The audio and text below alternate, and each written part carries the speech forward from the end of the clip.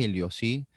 El segundo evangelio en nuestras Biblias, porque si hablamos cronológicamente, Marcos sería el primero de los evangelios que se han escrito, y en base a este evangelio se escribieron luego los demás testimonios, ¿no?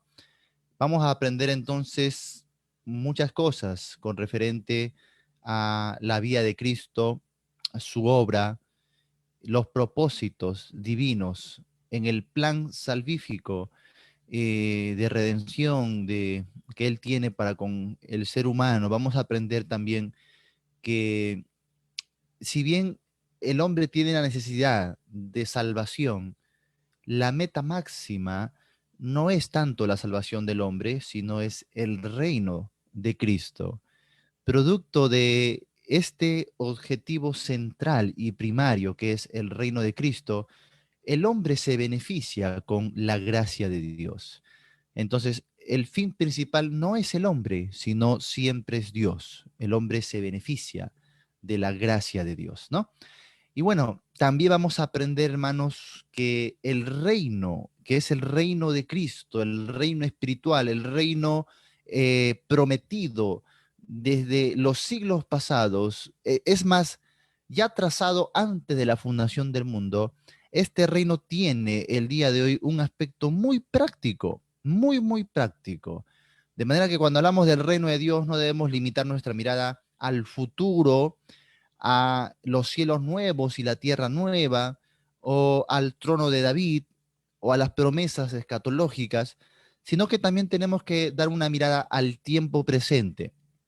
Y precisamente Marcos es el evangelista que cumple con darnos este aspecto práctico, temporal, un aspecto cotidiano y un aspecto de servicio del reino. Y vamos a ver ahora por qué. Así que a todos la bienvenida, que Dios me los bendiga grandemente, aquellos que también se conectan a través de la plataforma del Facebook, y bueno, pedirle a todos que podamos compartir también este mensaje en nuestras redes sociales y grupos para que podamos llegar con el mensaje de la palabra a muchas personas, ¿sí? Hermanos, entonces abriendo nuestras Biblias ahí, Marcos capítulo 1, estamos preparando una diapositiva, así que después le vamos a compartir. Mientras tanto, vamos a ver lo que sería la introducción, ¿sí? Hoy, en este horario, vamos a ver la introducción al Evangelio de Marcos, y ya después vamos a estar viendo también los detalles, todo lo que corresponde al bosquejo expositivo de este Evangelio, de este libro bíblico que realmente es fascinante, es muy, muy clave, es muy importante en el desarrollo de la fe cristiana. Entonces, hermanos, con mucha humildad, como vamos a aprender de Cristo aquí, debemos aprender también, hermanos, de una manera excelente, muy diligente, pero a la vez siempre con esta mansedumbre que aprendemos de Cristo. Muy bien, así que, ¿estamos listos o no estamos listos? ¿Preparados? Que arranquen los motores. Bueno, entonces tenemos más o menos 16 capítulos para estudiar. Dios sabe cuánto nos va a tomar. A veces nos toman un par de meses, pero Dios mediante podamos avanzar siempre con su sabiduría y siempre en dependencia en la comunión, ¿no? Sobre todo siempre con la aplicación de vida, ¿sí? No podemos simplemente estudiar algo para saber, tenemos que aprender a aplicarlo de manera inmediata y, como habló también nuestro hermano, servir inmediatamente en el reino de Cristo. ¿Para qué aprendemos Biblia? No para saber más, no solamente para, claro que hay que aprender, hay que saber, pero no solamente para eso, no solamente para practicar, sino también para poder ministrar. Esto es servir, ¿no? Servir, enseñar a otros, capacitar a otros, perfeccionar nuestro ministerio. Así que siempre pensemos en la aplicación. Ahí vamos a poner bastante, bastante énfasis, ¿sí? No sé si alguno de ustedes ya llevó alguna vez algún estudio de los evangelios. Los hermanos de la Iglesia de Cristo es Rey tuvimos la introducción al Nuevo Testamento, tuvimos el desarrollo, el panorama de los evangelios, y también han estudiado a fondo el Evangelio de Mateo, ¿no? Pero por primera vez vamos a estudiar el Evangelio de Marcos. Ahora, no piense usted y diga, ay, pero los evangelios son igualitos, ¿no? ¿Por qué vamos a estudiar lo mismo otra vez? tienen las mismas historias, habla del mismo personaje central. Entonces algunos de repente pensarán, vamos a repetir lo mismo, y no es así. Aunque los evangelios, sobre todo los sinópticos, ¿cuáles son los evangelios sinópticos? Mateo, Marcos y Lucas, ¿ya? Esos son los evangelios sinópticos.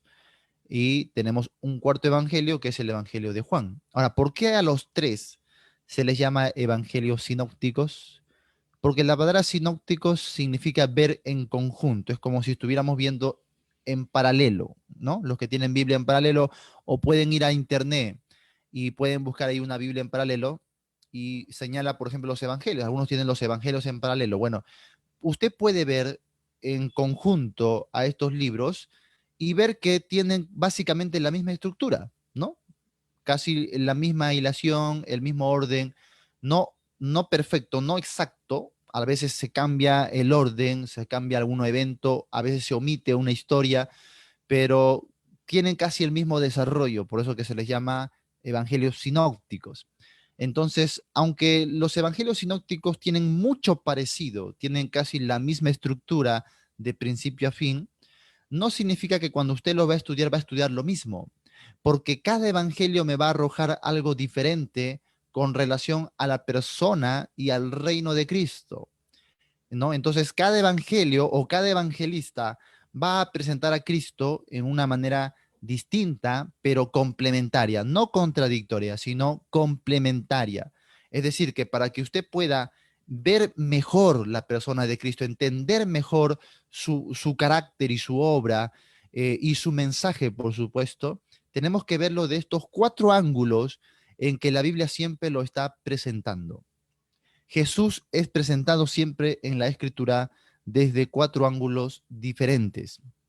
Y entonces la idea de cuatro evangelios simplemente nos arroja un escenario como cuando estamos frente a un caso que se necesite de investigación, un caso, por ejemplo, policial, ¿no? Un caso de detective.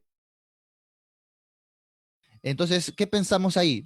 Que para saber bien un caso y poder darle solución a un caso, tiene que haber testigos, ¿no? Testigos. Entonces, lo que hacemos es, queremos aprender de Cristo, entonces tendremos el caso de Cristo. Queremos descubrir aspectos de su carácter, su naturaleza, ya sea la naturaleza humana, la naturaleza divina, su obra de redención, ¿sí? Su muerte y resurrección. Y todo esto lo vamos a ver desde los cuatro ángulos que nos ofrecen cuatro testigos. Y los cuatro van a presentar un testimonio desde sus perspectivas, lo cual no quiere decir que están presentando algo diferente, sino algo complementario. O sea, para ponerles un ejemplo, ¿no?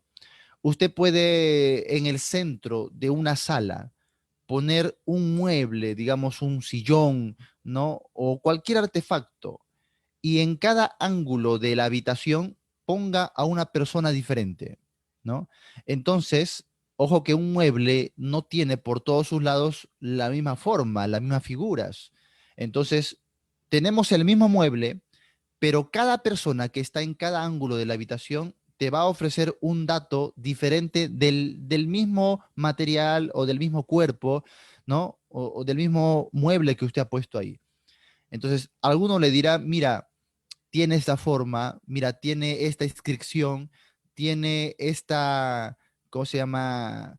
Textura, ¿no? Tiene esta textura, por ahí se le añade este color, y de repente lo que alguien le dice desde un ángulo va a ser un poco diferente a lo que la otra persona le dice. Eso no significa que estén mintiendo, sino que le está dando su foco, su punto de vista desde otro ángulo, ¿no? Desde una perspectiva diferente, aunque está mirando el mismo objetivo. Bueno, eso tenemos con los evangelios. Cada uno está contemplando a Cristo, la vida, obra de Cristo, su naturaleza, todo eso, está mirando a Cristo, pero desde su propio ángulo, desde su propia perspectiva. Entonces, cuando observamos las cuatro perspectivas acerca de Cristo, esto es rico, esto nos beneficia. Conocemos a Cristo en su sentido más amplio, ¿no? Así que en resumen vamos a ver primero cómo presenta cada evangelista a Cristo para poder entender el complemento que la Biblia nos hace y así poder enriquecernos más de la persona de Cristo. El mismo Juan dijo que si se escribiese todo lo que compete a Cristo, los libros del mundo no alcanzarían. Esto quiere decir que, hermanos, nos vamos a pasar la vida aprendiendo de Cristo. Por lo tanto, no importa si usted ya estudió Mateo y ahora va a estudiar Marcos, porque va a seguir aprendiendo más y más de Cristo, ¿no? Entonces, Cristo Jesús también dijo una vez, mira, todo buen maestro, dice, en el reino de los cielos, saca de su baúl, dice, cosas viejas y cosas nuevas, ¿no? Y mezcla, hace una mezcla entre lo que es lo antiguo, es decir, lo ya aprendido, lo que es para repasar o recordar, y ahí añade cosas nuevas, perspectivas nuevas, conceptos nuevos, aplicaciones nuevas, entonces la enseñanza se vuelve rica. ¿Cuál es, digamos, lo ordinario, lo que nos puede llevar a un obstáculo, a un estancamiento? Es cuando solamente sacamos cosas viejas y repetimos siempre lo mismo, ¿no? Entonces, hay maestros que aprendieron ciertas cositas que son muy buenas, pero en el tiempo no se renuevan, no profundizan, no siguen estudiando. Entonces, siempre están volviendo a sacar lo mismo y dándole exactamente la misma estructura, exactamente la misma aplicación, ¿no? La misma explicación incluso, siempre lo mismo. Entonces, muchos de los creyentes dicen, ah, lo mismo, y piensan que como que el estudio es limitado. Y no es que el estudio sea limitado, a veces el maestro es el limitado, ¿no? Aquel que no profundiza. Hermanos, nosotros hemos estudiado en nuestra amada iglesia un libro a veces 2 o 3 veces. Por ejemplo, acabamos de estudiar el libro de Tito hasta el domingo anterior, ¿no? Este libro de Tito ya lo habíamos estudiado, si no me equivoco, el año pasado o el anteaño pasado en la iglesia. Lo volvimos a dar y sin embargo había frescura en la enseñanza porque siempre que vayamos a la Biblia hay que buscar, hermanos, extraer de ella principios, pastos verdes y la Biblia es tan rica que va a haber cosas nuevas cada vez. Vamos a profundizar más. Romanos lo estudiamos 2 veces, Corintios lo estudiamos dos veces, Primera de Juan lo hemos estudiado como 3 o 4 veces, Efesios lo hemos estudiado 2 veces, entonces a veces repetimos el mismo estudio de un libro y sin embargo sigue habiendo riqueza espiritual. En este sentido, no se canse, ¿no? No se canse. Va a ver que cada evangelista le arroja más y más riqueza complementaria a lo que usted ya conoce de Cristo. Muy bien. Ahora entonces, resumiendo, empezamos con Mateo, ¿sí? Mateo. Mateo es un evangelio escrito exclusivamente a judíos, ¿ya? Los que ya han llevado este curso ya saben que Mateo es escrito de manera especial para hacerles entender a los judíos que Jesús, el hijo del carpintero, que ellos lo conocían así, es el Mesías que ellos estaban esperando. Es ese Mesías, ese Cristo que estaba prometido en el Antiguo Testamento. Es ese profeta del cual habló Moisés. Es ese aquel Señor que en este caso Elías vendría y abriría el camino para él. Y todo esto que el Antiguo Testamento nos ofrece acerca de Cristo se cumple en Jesús de Nazaret.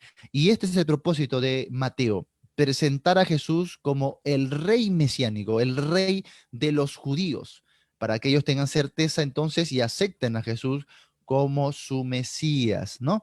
Entonces, el ángulo de Mateo es diferente, te das cuenta, porque lo que quiere es presentar a Cristo como el rey. Y por lo tanto, Mateo empieza con la genealogía de Jesús. ¿Te has dado cuenta de esta particularidad? Cada evangelista va a ofrecer una particularidad especial. Entonces, Mateo empieza con la genealogía. Ahora, usted me dirá, Lucas también ofrece genealogía, pero te das cuenta que Lucas no empieza con la genealogía. Y también va a notar una diferencia en ambas genealogías. La genealogía de Mateo tiene el fin de acreditar, de darle a Cristo el derecho al trono.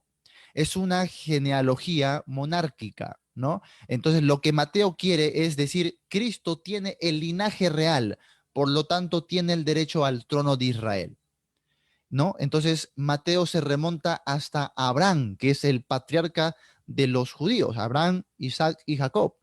Entonces, Jesús tiene esta línea que por la tribu de Judá finalmente es que le da el acceso, ojo que es de la casa de David, también tiene el pacto davídico ahí, que obviamente hablamos de un contexto puramente hebreo o judío, y también tenemos ahí que viene de la línea de José, que es hijo de David. Entonces, claramente la genealogía de Mateo busca establecer a Cristo como el candidato o el que tiene el derecho al trono de Israel.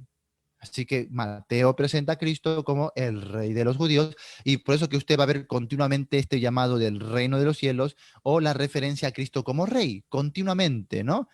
Y la adoración misma de los magos, una adoración especial para el rey de los judíos, hasta su crucifixión con la escritura el rey de los judíos, ¿no? Y también en la predicación de Cristo, él enfatiza el reino y la venida del rey. En el Mateo 25, cuando él narra la consumación del reino, él dice, cuando el rey de gloria se siente en su trono de gloria. Mira, él está hablando del reino y se está presentando a sí mismo como ese rey de los judíos. Así que ahí está Mateo como el rey. Ahora, en Apocalipsis te vas a dar cuenta que en el capítulo 4, capítulo 5, se presentan a unos querubines especiales y dice que tenían 4 rostros. Lo mismo va a ver Ezequiel, el profeta Ezequiel, si tú vas a estudiar esta profecía, también tiene algunas visiones del trono. Ojo que Juan también está contemplando el trono y delante del trono ellos ven querubines. Estos seres angelicales dice que tenían, aparte pues de la apariencia como de leones y sus alas de águila, 6 águilas y todo, digo 6 alas que cubrían su rostro y sus pies y todo esto. Lo que vamos a resaltar ahora son los 4 rostros. Es como que 4 caras. Una cara por delante, otra cara por los costados y otra cara por atrás. 4 rostros. Y cada rostro tenía una figura, ¿no? Una figura especial. Por ejemplo, uno era rostro de león. Otro era rostro de buey, buey, de ciervo. Otro tenía un rostro de águila y otro tenía un rostro de humano, ¿sí? De hombre. Entonces, nosotros, hermanos, por la comparación bíblica, ¿no? La comparación de la escritura con la escritura y observando la doctrina en el panorama bíblico completo, determinamos que esos 4 rostros nos hablan de Cristo. Cristo es, en este sentido, la perfección de Dios, la imagen del Dios invisible, la esencia y la plenitud de toda la deidad es contemplada por el hombre a través de este cuadro cuádruple, por así decirlo, de la manifestación de la divinidad. Entonces, ¿cómo se presenta Cristo? Ahí vemos el rostro de león que se enlaza perfectamente con el Evangelio de Mateo que presenta a Cristo como el rey. Claramente, en Génesis, no estamos inventando esto, porque en Génesis usted estudia los últimos capítulos, 49, 50 de Génesis, y va a ver ahí la profecía que hace Jacob con referente al Mesías y a cada uno de sus hijos. Y al hijo Judá, y por supuesto a la descendencia de Judá, a la tribu de Judá, se le promete el cetro y se le dice león de Judá, ¿no? Cachorro de león, y esto es una aplicación a Cristo, el león de la tribu de Judá, que se va a ver también en otras páginas de la Biblia. Así que ahí tenemos por complemento de la escritura que Mateo contempla a Cristo como rey y armoniza con la figura de el león, que siempre nos lleva a pensar en la realeza, ¿no? Por eso tenemos hoy la película El Rey León, ¿ve? Porque esto nos habla de realeza. Muy bien. Después de esto, hermanos, tenemos la otra figura que es el buey. El buey en la Biblia tiene, hermanos, el simbolismo de servicio. Ahora, ¿por qué un buey simboliza el servicio? ¿Por qué? Porque el buey, hermanos, es uno de los animales más fuertes. Sin embargo, a pesar de ser tan fuerte, es uno de los animales también más mansos. Y a un buey, por su fortaleza, usted lo puede poner a la piedra de un molino y lo mueve sin ningún problema. Puede estar todo el día ahí, dándole vuelta y vuelta y mueve sin problema la piedra y así se hicieron los molinos, pues, ¿no? Él hace rodar la piedra y debajo de la piedra se colocan los granos y lo va moliendo y lo va moliendo. Y esto es el buey que trilla, ¿no? Y entonces la Biblia toma figura del buey, por ejemplo, si abres tu Biblia en Primera de Corintios capítulo 9, y ahí Pablo cita Deuteronomio, cuando dice, no pondrás bozal al buey que trilla. Es un mandamiento de la ley, pero vamos a ver que en Corintios 9 Pablo lo está aplicando a los siervos del Nuevo Testamento, ¿no? Qué hermoso. Porque, ¿por qué se compara al buey con los siervos? Obviamente en que los siervos son capacitados con el poder de Dios, pero a la vez tienen el carácter de Cristo. ¿Y cuál es el carácter de Cristo? Él mismo lo dijo, aprended de mí que soy manso y humilde de corazón. Entonces, en este aspecto, el buey simboliza el servicio. Y no es casualidad de que justamente Marcos ponga énfasis en el servicio de Cristo. Marcos va a poner más atención en la vida pública de Jesús, en el ministerio público de Jesús y las obras prácticas de Jesús. Así que él quiere resaltar más que nada el servicio del Hijo de Dios, como él siendo el Todopoderoso, como él teniendo entonces el poder, la gloria, la majestad, la soberanía, sin embargo, sirve con mansedumbre, ¿no? Qué hermoso esto que Cristo nos enseña en su carácter. Así que a través del Evangelio de Marcos resaltamos el servicio de aquel Mesías que el judío contemplaba poderoso, ¿no? Libertador, príncipe. Sin embargo, él viene y toma la toalla y lava los pies de sus discípulos. Él viene y coge a un niño y lo sienta en su regazo, ¿sí? Él viene y ampara a los desvalidos.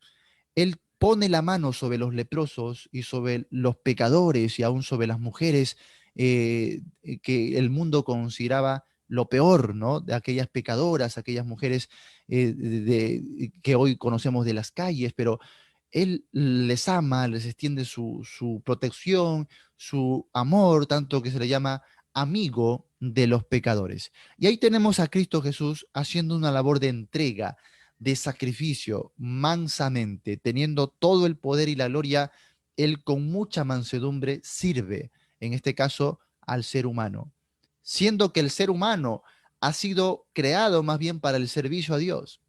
Debería el hombre más bien servir a Cristo, adorarle, ¿no? Pero sin embargo, Cristo demuestra el ejemplo y dice, yo siendo el Señor, he hecho esto, he lavado los pies, ¿no? He venido a servir, no a ser servido. Hablando, por supuesto, de la segunda venida, porque en su segunda venida, en el retorno de Cristo, ya Él viene como rey, con su derecho legítimo, y Él viene a ser adorado y servido.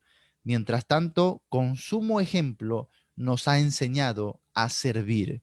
Y esto es lo que grafica el Evangelio de Marcos, que corresponde perfectamente con la figura del buey, que ya hemos hecho otra vez el repaso bíblico, nos habla siempre de siervos, de servicio. Muy bien. Luego tenemos otro evangelio, el Evangelio de Lucas. Y esto correspondería a otra imagen, la imagen o el rostro de hombre.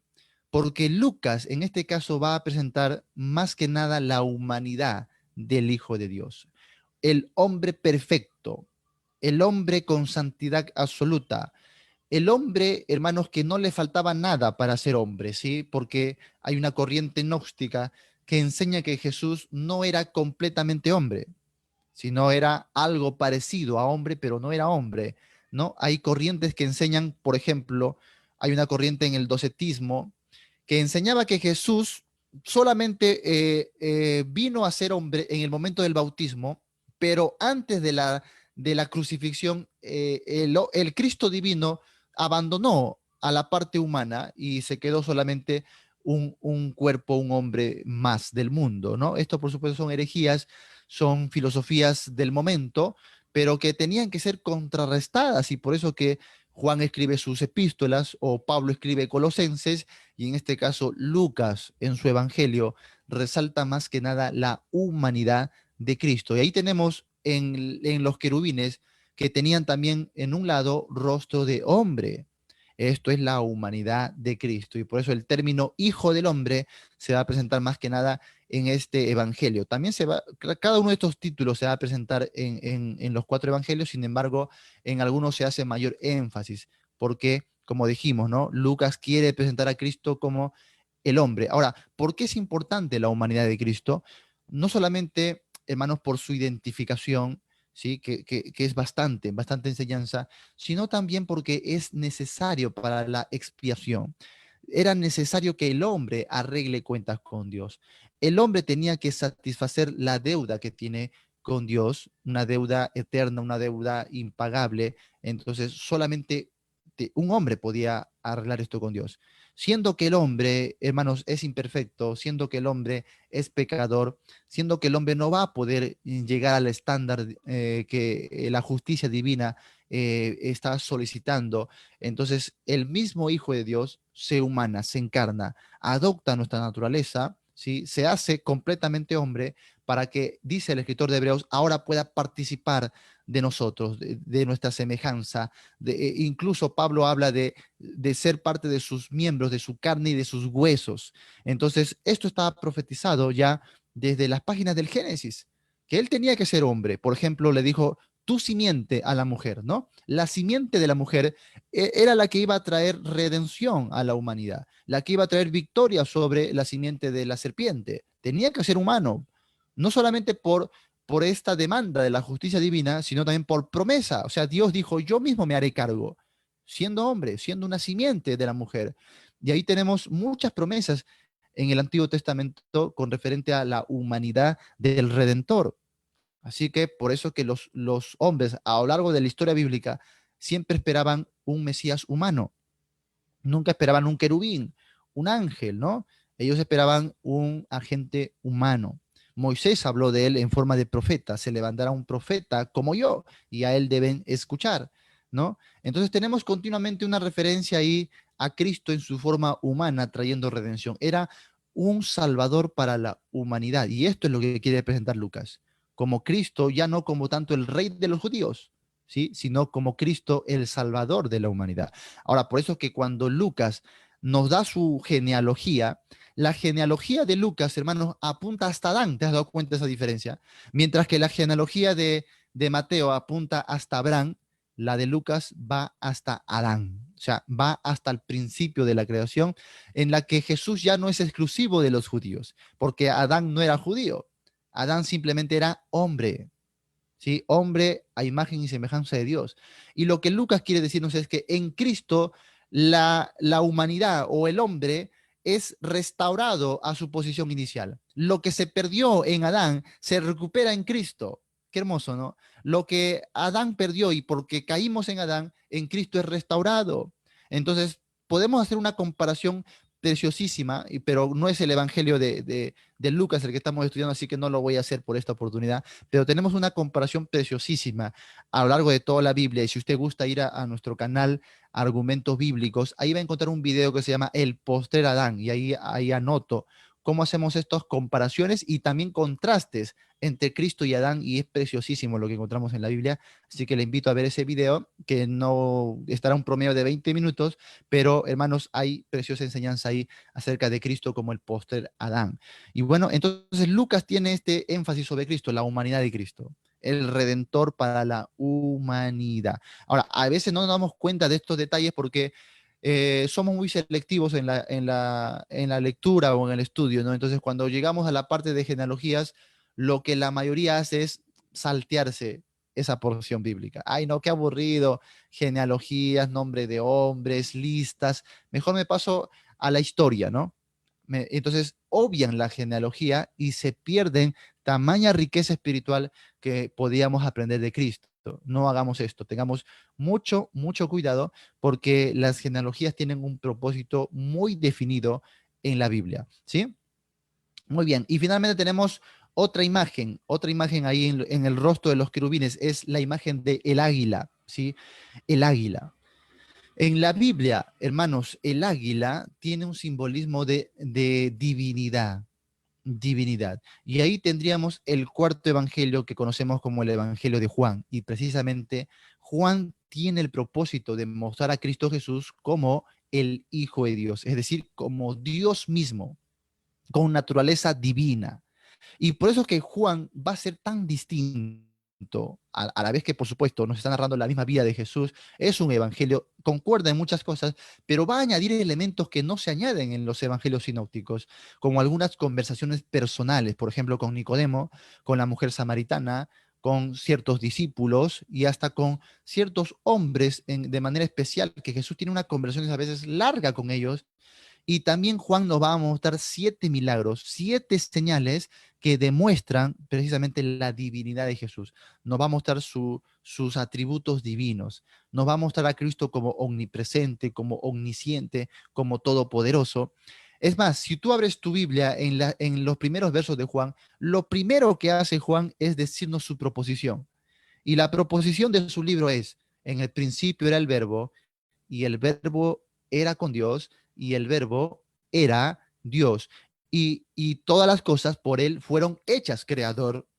Presenta al verbo de la vida como el creador de todo. Esto es Dios mismo. Y sin embargo, en el verso 14 que dice, y aquel verbo se hizo carne y habitó, esto es, acampó entre nosotros y vimos su gloria, gloria como del unigénito del Padre. Wow, cuánta riqueza doctrinal estamos aprendiendo ahí, por ejemplo, de la Trinidad, ¿no? Porque está con el Padre, es enviado por el Padre, es avalado por el Padre, sí, es el Hijo del Padre y sin embargo es Dios. Qué hermoso. Con ver los detalles de la Biblia, hermanos, aprendemos mucha doctrina y mucho de lo que tiene que ver con Cristo Jesús. Así que ahí tenemos el simbolismo de el águila, que representa realeza. ¿Por qué el águila representa realeza? Obviamente porque el águila vuela muy alto y tiene unos ojos espectaculares. Si usted va a Discovery Channel y busca estos documentales del águila, va a poder entender cómo puede ver a cientos de kilómetros, ¿no? Y esto simboliza obviamente la omnisciencia y la omnipresencia. Es como que alguien que lo está viendo todo desde lo alto. Y esto representa divinidad. Así que ahí tenemos el cuarto evangelio. El simbolismo sería el águila y nos está presentando a Cristo como un ser divino, como el eterno Dios. Muy bien. Así que así se complementan los 4 evangelios y hay que recordar esto de manera continua, porque cuando usted va a estudiar ahora algún evangelio en especial, como Mateo, Marcos o Lucas, y se va a centrar en alguno de esos pasajes, entonces usted ya sabe el panorama completo, ya sabe la armonía que hay entre los evangelios, ya sabe el propósito de cada evangelista, entonces ya eso le va a hacer estudiar de una manera más excelente y más profunda las escrituras. Así que hermanos, con esta introducción, ponemos ahora nuestro centro de atención en el Evangelio de Marcos. En Marcos, ¿cuál era la figura? Recuerden, león, águila, hombre o buey. Güey, Buey. güey. ¿Me están diciendo buey? No, ya, perdón. Es el símbolo de buey. Muy bien. ¿No? Algunos aprovechan y me dicen, buey, pues no, no, no, no, tengan cuidado. Bueno, entonces en Marcos tenemos el símbolo del buey.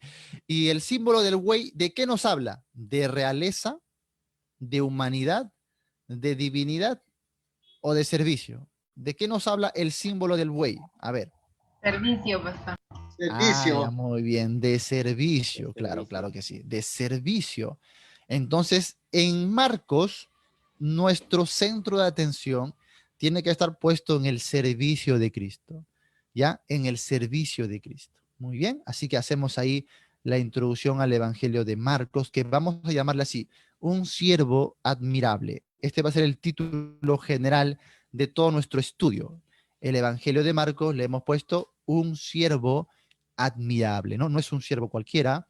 Vamos al capítulo 1, verso 1, y vamos a ver cómo lo presenta Marcos a este siervo inigualable, un siervo muy admirable. Pero si usted ve el primer versículo, dice, principio del Evangelio de Jesucristo, Hijo de Dios. Así que tenemos a alguien que va a ser presentado como un siervo, pero desde las primeras líneas ya se nos informa que es el Hijo de Dios. Ojo que para el contexto se entiende por Hijo de Dios, Dios mismo, es Dios mismo. Entonces, lo que Marco quiere resaltar que ese Dios, el autor de la vida, el Dios omnipotente, ¿no? Ese Dios majestuoso está sirviendo como un hombre, está sirviendo de acuerdo a nuestra semejanza, está sacrificándose por amor a los demás. Y esto es lo que él quiere resaltar. Así que ahí podemos enlazar esto con Filipenses capítulo 2 y obtendríamos lo que es el vaciamiento de Cristo o la kenosis de Cristo, ¿no? Filipenses capítulo 2, especialmente el verso 6 y 7, y si quieres hasta el verso 8. La kenosis de Cristo, por lo tanto, no quiere decir que Cristo deja de ser Dios, porque es presentado como el Hijo de Dios, tiene que seguir siendo Dios mismo. La kenosis de Cristo quiere decir que ese Dios se humilla, ese Dios sirve, ¿no? Ese Dios toma la toalla, ¿te das cuenta? Entonces sirve. Esto es la kenosis de Cristo. Ahí leemos, Filipenses capítulo 2, verso 6 dice, el cual siendo en forma de Dios, ahí está, ¿quién puede ser en forma de Dios sino Dios mismo? Y añade, no estimó el ser igual a Dios. ¿Quién puede ser igual a Dios sino Dios mismo? No estimó el ser igual a Dios como cosa a que aferrarse, sino que, dice, se despojó a sí mismo, tomando forma de siervo. Ahí está. Este término siervo quiere decir esclavo, un servidor, hecho semejante a los hombres. Y estando en la condición de que, de hombre, dice, se humilló a sí mismo, haciéndose obediente hasta la muerte y muerte de cruz. Así que la humillación de Cristo, la kenosis de Cristo tiene que ver con este elemento de su servicio, de su obediencia en la condición de hombre, ¿no? Y obviamente esto demanda humillación, esto es un sacrificio. Y así está presentando Marcos a Cristo Jesús, como el Dios de la vida, el que tenía todo el poder y la gloria, sin embargo, un fiel sirviente, no solo de la voluntad del Padre, sino que está sirviendo al mismo hombre, a su prójimo, está sirviendo a su pueblo, está sirviendo aún a los pecadores, ¿no? Qué hermoso ver esto del autor de la vida que de inmediato nos hace pensar en nuestro servicio personal y práctico. Porque podríamos pensar, siendo Él el Todopoderoso, siendo Él el Creador, siendo Él el Rey majestuoso, viene y sirve. A Él no lo obligan. Él viene, ¿sí? Él viene a servir. Nosotros a veces, siendo inferiores a Él, dependiendo de su salvación, ¿no? Teniendo tan poco nosotros mismos, no queremos servir. Y a veces incluso queremos más bien que otros nos sirvan a nosotros. Y Cristo nos da de inmediato este ejemplo de humildad que debe prevalecer en todo aquel que dice ser su discípulo. Si usted ha conocido a Cristo, si Cristo mora en usted por el Espíritu Santo, usted tiene que hoy ser servicial. Usted tiene que vivir para servir, ¿sí? Usted no tiene que buscar ser servido. Basta de quejarse que nadie viene a buscarle. Usted salga a buscar a otros. Esto aprendemos de Cristo. Basta de pensar que, oye, nadie está pendiente de mí. Usted esté pendiente de otros, ¿sí? No, es que no me visitan. Usted visite a otros. Es que nadie me llama. Usted llame a otros. Esto aprendemos del Hijo de Dios. Esto aprendemos del Dios eterno, siendo Él como es, teniendo toda la gloria, Él sirve. Hermanos, tomemos el ejemplo de Cristo de inmediato, porque a esto quiere llevarnos en un sentido, claro, ya devocional, este autor, al servicio. Y cristiano que no vive para servir, entonces difícilmente ha comprendido la persona de Cristo, su carácter y su obra. ¿Y cómo puede identificarse con Cristo si no es a través del servicio? No hay forma. Debemos identificarnos con Cristo en el sentido más básico y amplio de lo que tiene que ver con nuestro servicio cristiano en la tierra.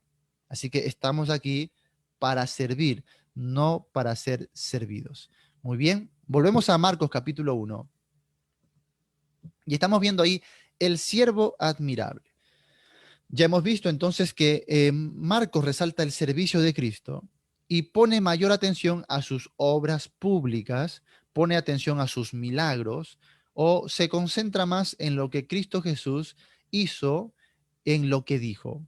Por eso, mientras otro evangelista más se fija en lo que Cristo dijo, Marcos se fija en lo que Cristo hizo. Ahora, no es que lo que dijo o lo que hizo uno de ellos sea más importante. No, los dos son igual de importantes, solo que un evangelista quiere poner más énfasis en una cosa que en la otra. ¿Para qué? Para que el día de hoy tengamos un complemento, ¿sí? Es como cuando tenemos alguna especialidad, ¿no? La medicina, por ejemplo, es una ciencia muy amplia, pero tiene sus especialidades.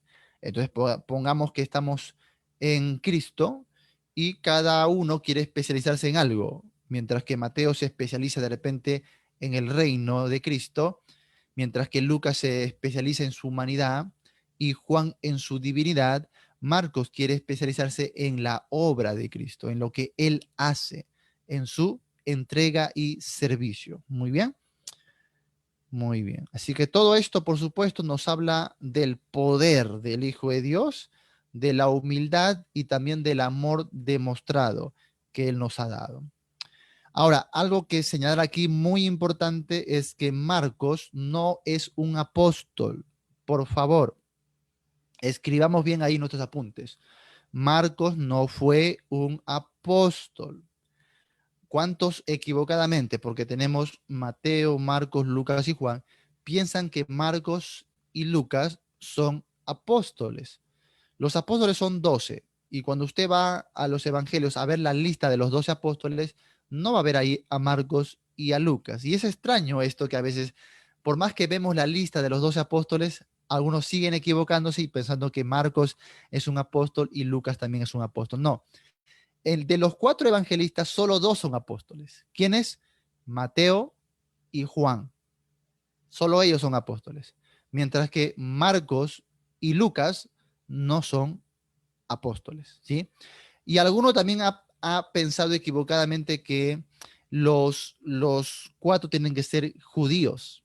Bueno, Marcos es el sobrino de Bernabé, por lo tanto tiene que ser judío, pero Lucas no es judío. Tenemos a un griego haciendo un evangelio, ¿te das cuenta? Ahora, no eran parte de los discípulos de Jesús. Lucas se convierte en el ministerio de Pablo cuando Pablo estaba en sus viajes misioneros. Así que Lucas no tiene nada que hacer entre los apóstoles ni entre los discípulos judíos de Jesús, ¿no? Él se convierte años más tarde, pero compone un evangelio. Ahora, usted se preguntará, ¿por qué Lucas, si no es apóstol, ni discípulo, ni judío, cómo puede hacer un evangelio? Bueno, porque Lucas mismo escribe que lo hizo bajo una investigación exhaustiva. Y en esa investigación el Espíritu Santo, por supuesto, lo inspira y se compone el Evangelio de Lucas. Ahora, no solo Lucas, sino el libro de los Hechos también. El Lucas y Hechos son un mismo tratado. Lo mismo va a ocurrir con Marcos. Marcos no está entre los apóstoles, aunque muy probablemente, sí haya estado entre los discípulos de Jesús.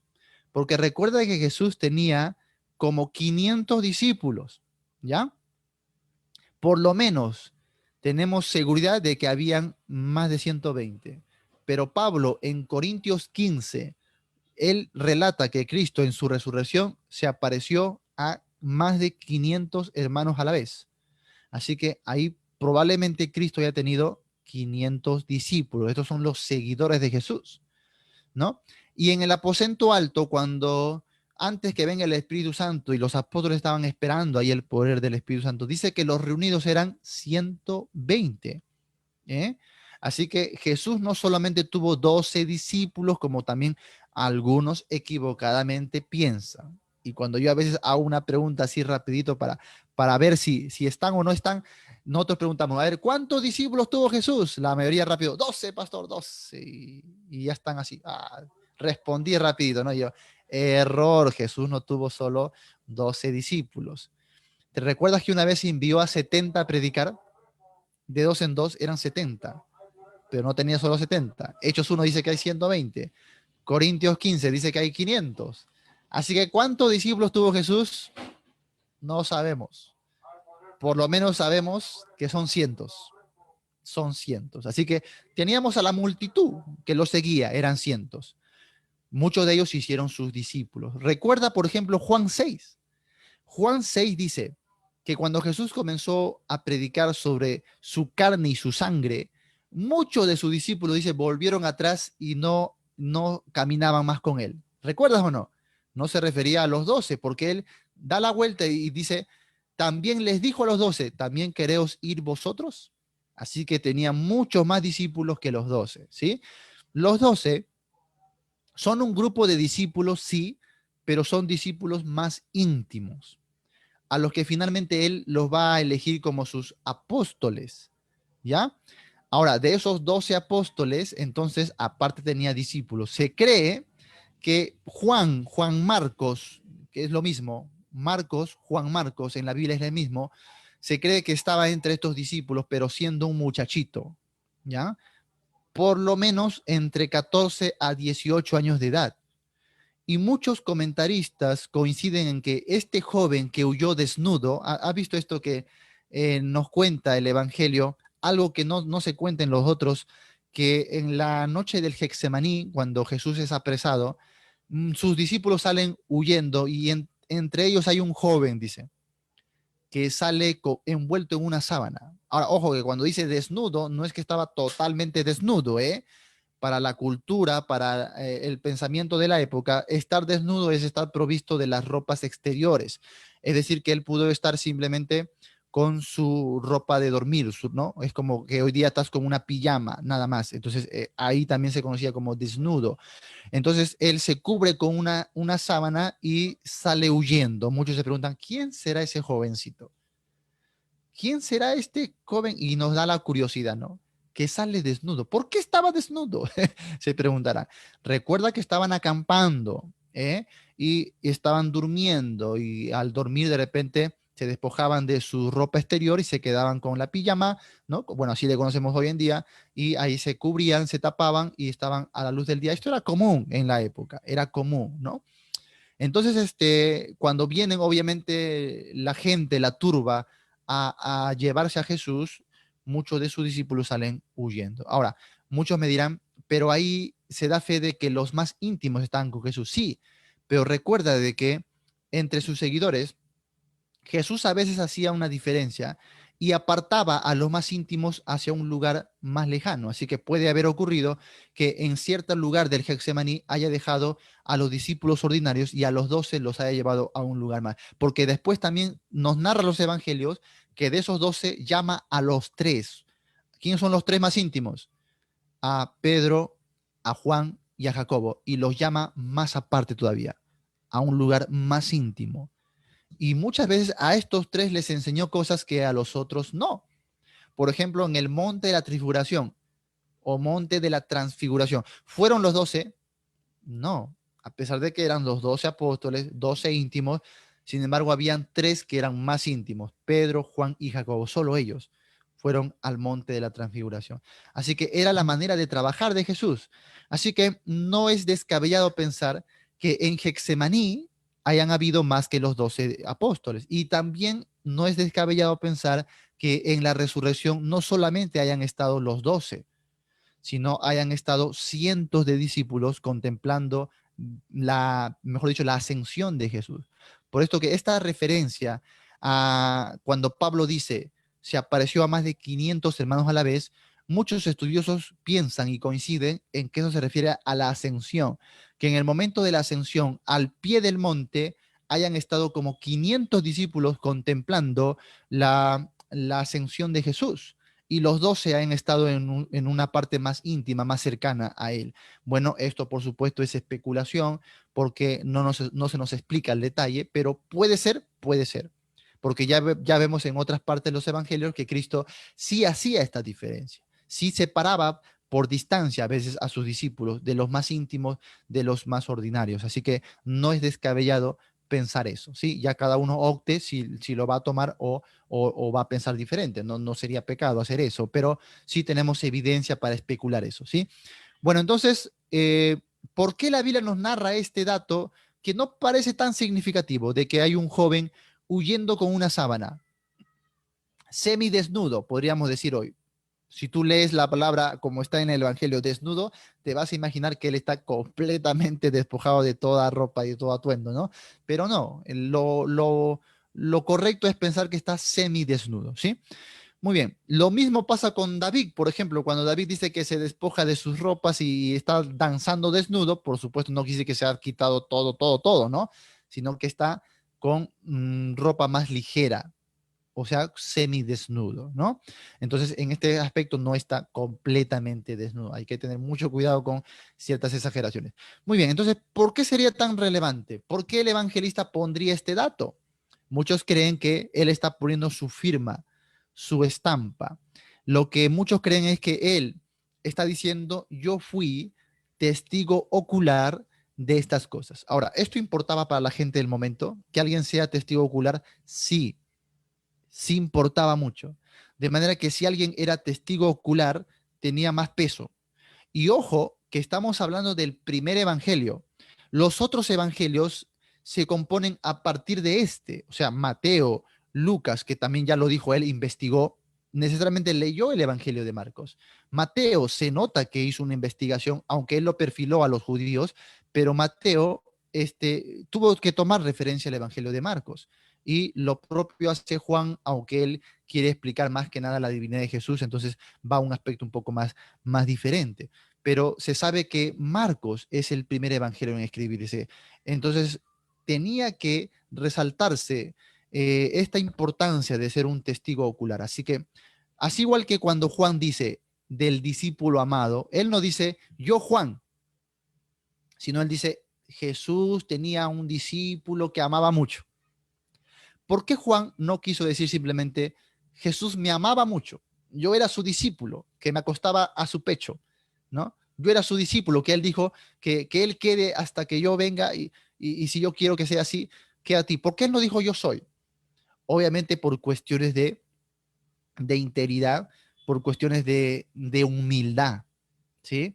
Porque ya se sabe, incluso él narra que entre los apóstoles había celos o no había celos. Claro, eran seres humanos como nosotros, ¿no? Algunos los ponen a los apóstoles como super ángeles, super santos, eran humanos como nosotros. Tenían rivalidades, tenían disensiones, tenían celos, algunos querían estar por encima de otros. Recuerda a Juan y a Jacobo. Ojo, este Juan, el apóstol del amor, no era nada amoroso, ¿eh? Este que va a decir, Señor, voy a orar para que fuego del cielo descienda y consuma a este hombre, él mismo que va a ir con Jacobo, su hermano, a decirle, Señor, por favor, en tu reino, que me siente a tu derecha y a tu izquierda, que nos sentemos a tu derecha y a tu izquierda. Y los demás que dice que pasó, comenzaron a tener discusión entre ellos por este pedido que había hecho Juan y su hermano. Qué interesante, ¿no? Entre los apóstoles entonces había inmadurez, había pleito, había disensiones, había todo este tipo de celos también. Por esto que cuando Jesús le dice, hey, hey, sígueme, le dice a Pedro. Pedro voltea la mirada y lo ve a Juan. ¿Y este qué, Señor? A él no le vas a decir. ¿Por qué? Porque Pedro entendía que estamos hablando de un seguir en el sentido de sacrificio, de muerte. ¿Eh? O sea, solo yo voy a morir, también a él dile, pues, Señor, que él muera. ¿No? Y Jesús le dice, oye, si yo quiero que él quede con vida hasta que yo venga, ¿qué a ti? Te estoy diciendo que tú sígueme, tú muere por mí. ¿Eh? Y vemos ahí que no eran tan maduros los apóstoles. Entonces, imagínate que Juan, sabiendo todo esto, en medio de este contexto, él escriba, el Señor me amaba más a mí, el Señor me amaba en forma especial, yo paraba más con el Señor, yo estuve a los pies ahí de la cruz con el Señor y obviamente que no era su intención era narrar las cosas, no era vanagloriarse él o resaltar que Cristo lo amaba o que tenía algo más especial con el Señor. No, entonces, por humildad, él omite poner su nombre y simplemente dice el discípulo al cual él amaba. Punto. Así que creemos que lo mismo hace Marcos cuando dice, hubo un joven que salió desnudo, envuelto en una sábana. Él no dice, no, y yo que estuve ahí, me fui envuelto en una sábana. No, por cuestiones de humildad, pero sí está dejando en claro de que es un testigo ocular. Ahora, también puede ser el factor vergüenza, ¿no? Hay que vergüenza que sepan que yo era ese joven que escapé desnudo, ¿no? No sabemos. Todo esto es especulación, por supuesto, pero hay una alta probabilidad de que así sean las cosas. Cuando usted va al libro de los Hechos y encuentra a los primeros discípulos, encuentra ahí a Bernabé. Bernabé, que es su seudónimo, que significa hijo de consolación. Y Bernabé no está solo. tiene a su sobrino, ¿sí? El sobrino de Bernabé en Hechos se llama Juan o Juan Marcos. Es lo mismo. Es más, Lucas va a decir Juan, el que tenía por sobrenombre Marcos. Entonces, Marcos en sí no es su nombre de pila, sino es un nombre que se le ha colocado. Cuando le dice sobrenombre es porque se le ha dado un nuevo nombre, ¿sí? Entonces, Marcos, en este caso, es el sobrino de Bernabé. Y lo vemos inmediatamente con el grupo de los discípulos en Hechos, ¿no? Así que esto nos hace pensar de que sí, de verdad, Marcos pudo ser un testigo presencial dentro de los discípulos del Señor Jesucristo, aunque por supuesto ya hemos visto que no era un apóstol, no llegó a ser apóstol, pero pudo haber sido uno de los discípulos. Ahora, es interesante que este sobrenombre Marcos, si tú lo investigas, viene del derivado de Marte. ¿Qué es Marte o quién es Marte? No hablamos del día martes, aunque tiene que ver con lo mismo. Marte es el dios de la guerra en el mundo griego, ¿no? Marte, entonces, viene a ser el derivado o la raíz de esta palabra Marcos, o también en romano, más que nada, en el latín es Marcus, ¿no? Que nuevamente proviene de Marte. Ahora, esto es significativo. Por esto que los estudiosos concuerdan en que Marcos tiene el propósito de dirigirse más que nada a los romanos, ¿sí? A un público romano. Entonces, por eso no utiliza su nombre Juan, ¿sí? Sino el sobrenombre que es Marcos o Marcus en el latín, que habla de Marte. Qué interesante, ¿no? ¿Tú crees que eso no le llamaría la atención a un romano que lea un título, El Evangelio de Marte? Oye, ¿qué? Marte. Ah, Marco. Ah, ya. Entonces, claro que sí. Era común ese nombre, por ejemplo, Marco Aurelio, nombre romano, ¿no? Marco, que hoy en día es Marcos, era un nombre romano que era muy común.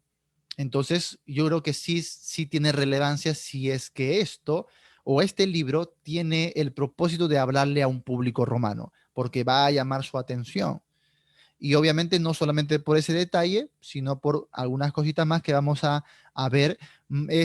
Por ejemplo, escritor va a traducir algunos términos del elemento hebreo o griego para explicarle a su público que al parecer hay mucha probabilidad de que sea un público romano. Recuerda que en esta época, hermano, el mundo por lo menos se dividía en sus factores más amplios entre lo que serían los bárbaros, que serían las naciones fuera del imperio romano. También tendríamos a los griegos, que sería más bien los propios gentiles que no tienen ciudadanía romana, pero son griegos porque la cultura de ese tiempo se había helenizado. Esto le llamamos el helenismo. Entonces, casi en su mayoría todas las naciones habían adoptado la cultura griega y al ser esto un sincretismo del griego con otras naciones, esto se le conocía como el helenismo, ¿no? Por eso que cuando decimos judío helenista, hablamos de un judío que tiene sangre, linaje judío, pero que en cultura ha adoptado el helenismo porque vive fuera de Palestina, vive en las naciones griegas. Así que por eso que Pablo dice al judío primeramente y también al griego. Y cuando dice esto del griego ya se hace una sinonimia con gentil, la palabra gentil, o sea, alguien que pertenece a las naciones pero que no tiene ciudadanía romana. Sin embargo, también tenemos a los romanos. ¿Qué era un romano? Un romano, por supuesto, era un ciudadano de Roma, pero también podía ser un ciudadano de una colonia romana. Por ejemplo, Pablo había nacido en Tarso, pero Tarso era una colonia romana. Ahora, cuando el imperio adoptaba una ciudad como colonia, si tú habitabas en esa ciudad o nacías en esa ciudad, era literalmente nacer en Roma.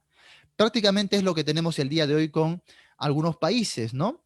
Si tú te vas a algunos países, por ejemplo, de Sudamérica, Guyana francesa, estos países no pertenecen, te das cuenta, aquí a los grupos de los países latinoamericanos, no tienen independencia. Uno pertenece a Francia, otro pertenece a Holanda, ¿no? Entonces, cuando alguien nace en ese territorio, que aunque está en Sudamérica, en realidad tiene la nacionalidad holandesa o la nacionalidad francesa. Pasa con muchos países centroamericanos, ¿sí? Entonces, esto es común hoy en día, para la época era con el Imperio Romano. Tenemos, por ejemplo, Filipos. Filipos también era una colonia romana. Ahora te das cuenta por qué Pablo, cuando fue a Filipos, a la región de Macedonia, él resaltó su ciudadanía romana, porque para ese contexto, ese trasfondo era muy relevante. Si tú nacías en Filipos, eras romano. ¿Sí? Tenías la ciudadanía romana por nacimiento, lo cual el imperio se tomaba muy, muy en serio. Si alguien, por ejemplo, te castigaba, siendo que tú naciste en una colonia romana, ojo, nunca visitaste Roma. Pablo nunca había ido a Roma, sin embargo era romano. Interesante, ¿no? ¿Por qué? Porque nació en una colonia. Así que si alguien te tocaba un pelo sin juicio, aunque era un gobernante romano, ojo que tenía una alta, ¿cómo se dice esto? Un alto castigo, una alta sentencia, incluso podría ser la misma muerte, la destitución de su cargo, ¿no? La deshonra, porque a un ciudadano romano no se le podía dar castigo sin un juicio y una sentencia.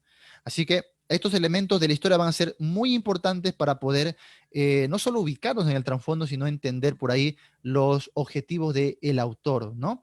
Así que tenemos ahí a un público romano. El público romano quiere decir alguien que nació en Roma o nació en una colonia romana o adquirió la nacionalidad romana. Por ejemplo, podías adquirirla a través de un gran precio, comprar, pero era una riqueza, ¿no? Costaba muchísimo comprar la ciudadanía romana, que tenía menos peso, por supuesto, pero al fin y al cabo eras considerado romano. Luego, algunos podían ganarse su ciudadanía a través de algún servicio especial al imperio, por ejemplo, servir en el ejército, pelear cierta cantidad de años en el imperio y luego podías adquirir la ciudadanía romana, incluso un gladiador que era en sí un esclavo, pero que con victorias y dándole mucha satisfacción al imperio, con el tiempo también podría ser alguien libre y adquirir la ciudadanía, ¿no? Así que tenemos ahí el ejemplo de los ciudadanos romanos. Entonces, ¿es válido que haya un evangelio que busque a los romanos? Claro que sí. Ahora entendemos mejor que cuando decimos romanos no quiere decir exclusivamente para la ciudad de Roma, sino los romanos podían estar en todo el mundo antiguo. Así que habían griegos en todo el mundo antiguo, habían romanos, y luego Pablo en Gálatas va a mencionar a los bárbaros. Qué interesante esto, ¿no? Porque en el desarrollo de la historia, si tú estudias la historia universal, te das cuenta de que los bárbaros no eran gobernados por los romanos. O sea, estamos hablando de confines más allá del imperio o más allá del mundo antiguo conocido. Estos confines donde había un límite, incluso muchos creen que habían muros, parecido a lo que hoy vemos como la muralla del imperio chino, habían muros, hermanos, que separaban a los bárbaros de los romanos, o del imperio, mejor dicho, que finalmente los bárbaros terminan por conquistar al imperio romano, ¿no? Y ahí tenemos la decadencia del imperio, un pedazo de la historia precioso que ya usted debería estudiar aparte. Así que los bárbaros también pueden ser considerados como gentiles, pero no son ni griegos ni romanos, sino van más allá, tienen otra cultura, son paganos en extremo.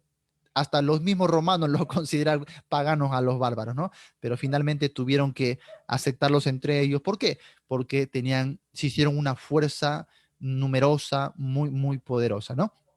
Así que Pablo también va a mencionar allí a los bárbaros, diciendo que obviamente el evangelio era para todos. Así que corresponde muy bien si va a haber un escrito. Por ejemplo, se cree que Lucas tiene la finalidad de ser dirigido a los griegos, Marcos a los romanos, Mateo a los judíos y Juan sería el evangelio universal. O sea, Juan cumple con presentar al Hijo de Dios a todos, a todos. Por esto que Juan enfatiza siempre esto de a todo aquel que cree, ¿no? A todo aquel que cree. Así que ahí tenemos al Evangelio universal. Muy bien, esto es la introducción, hermanos, y desde ya, por supuesto, estamos aprendiendo muchísimo.